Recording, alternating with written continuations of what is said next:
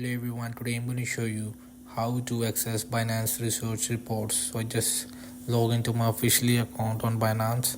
Now I will be moved in my market section.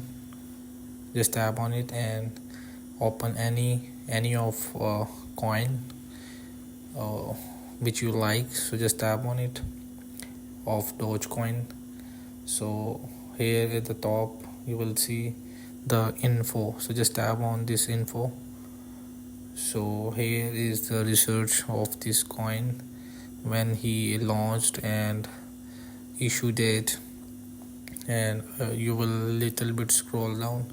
Here is a short introduction of this Dogecoin, or when you there are links when you just tap on the official website of Dogecoin, and you will see there is an long article of this Dogecoin, so you can just read it later, but the topic is to teach you that how will you find the research of coin on Binance. So hope this video help you. Please don't forget to like and subscribe and get notified for more videos.